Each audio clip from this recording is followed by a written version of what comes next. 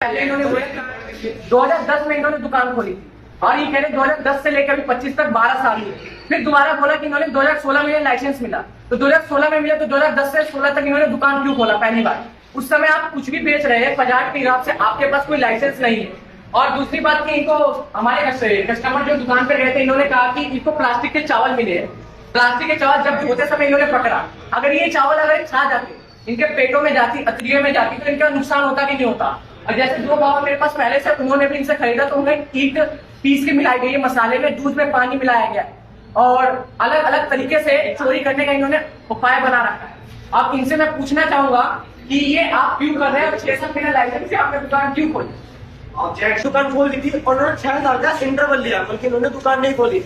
तो इन्होंने सच में इन्होंने नहीं खोली थी, ये बात झूठ नहीं, इन्होंने नहीं खोली थी। उन्होंने वो दुकान खोल तो रही थी, मतलब खोल दी थी, उन्होंने उद्घाटन करके था, लेकिन उन्होंने 6 साल का ब्रेक लिया ताकि ये अच्छे से दूर दूर तक अपने कनेक्शन स्टैब्लिश कर सके दूसरों से, ताकि बहुत अच्छी क्वालिटी का ये अपने पास माल आ सके। और मैं स्वामी को कहना चाहूंगा, ऑब्जेक्शन माय लॉर्ड, आप उठ तो जानते थे जैसे कि आप देख सकते हो कि जैसे 2016 से ये हमारे कस्टमर है, तो अभी तक इनके पास, और ऐसे नहीं इतने बहुत सारे कस्टमर एक भी नहीं आई। तो ये कितना होता है, ऐसा कैसे हो सकता है कि जिसके पास आई हो सकता है। मैं कहना चाहूंगा कि इसने खुद जानबूझ के प्लान मिलाया ताकि हमसे पैसे रख सके। और सबसे बड़ी बात जैसे कि आपने प्लास्टिक वाला चावल मिलाया है, प्लास्टिक वाला चावल मिलाया है, तो मैं इनका पिछले 9 साल से कस्टमर हूँ, जब से इनको लाइसेंस मिला। ठीक है, कस्टमर के साथ बहुत अच्छे से बिहेव करते हैं और कानून जो है लॉजिक पर काम करता है। और सिंपल लॉजिक ये है, जब ये लाइसेंस 9 साल पहले मिला, 9 साल से इनकी दुकान चल रही होगी, 9 साल से जब इनकी दुकान चल रही है, तो जिस दुकान के पास लाइसेंस होता है उसका टाइम टू टाइम चेकिंग भी करने आते हैं गवर्नमेंट वाले।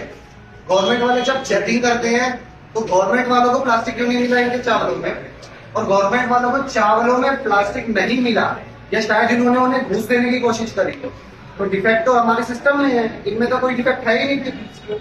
ऑब्जेक्शन ओवरलोड कुमार जी, मैं कहना चाहता हूँ कि जैसे इन्होंने कहा कि 2010 से लेकर 2016 तक इन्होंने इंटरवल लिया।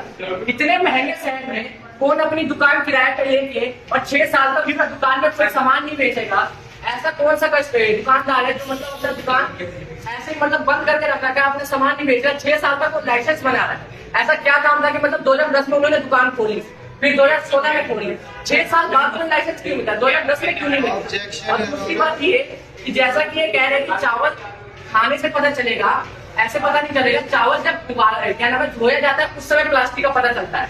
चावल खरीदते समय नहीं पता चलेगा कि प्लास्टिक है या नहीं इसमें। और जैसा कि ये कह रहे हैं